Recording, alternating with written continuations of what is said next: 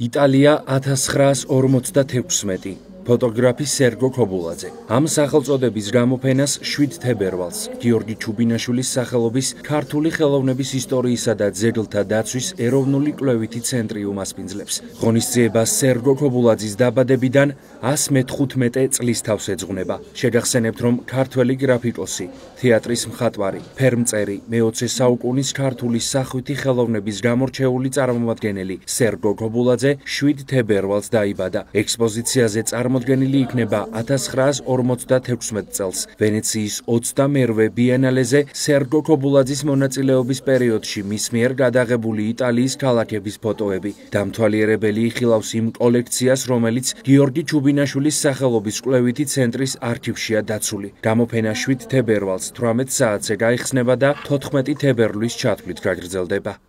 ეს არის ბატონი სერგოს მიერ გადაღებული ფოტოები, მისივე სახელოსნოში თავისივე ხელით დაბეჭდილი ფოტოები, მათი რაოდენობა 200-მდე თუ მეტი არა არის, სხვადასხვა ხედები ქალაქებისა, სადაც ისინი მოგზაურობდნენ და ფაქტობრივად საზოგადოება პირველად იხილავს სერგო ქობულაძეს ფოტოგრაფის ამპლუაში, უпроსწორად ფოტოხელოვანი.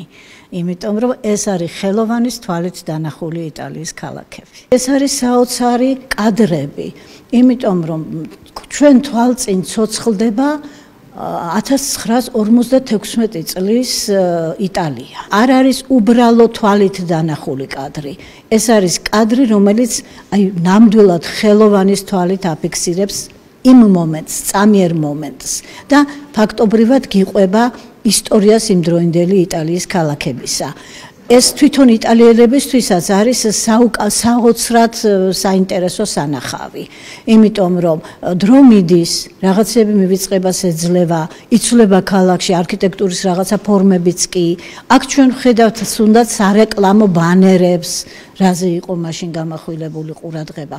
რა ვიცი, პირდაპირ როდესაც ათვალიერებ ამ ფოტოებს, გონია რომ შენ იქვე ხარ. გამოფენა ეფუძნება კვლევას სერგო ქობულაძის პირადი არქივისა, რომელიც ინახება ჩუბინაშვილის ცენტრში და ამ კვლევამ გაგვაცნო სერგო ქობულაძე განსხვავებული კუთხით, განსხვავებული რაკურსით. ფართო საზოგადოება სერგო ქობულაძეს კარგად იცნობს როგორც მხატვარს, გრაფიკოს, თუმცა მისი მცდელობები ფოტოგრაფიაში ჯერ კიდევ უცნობია ფართო აუდიტორიისთვის.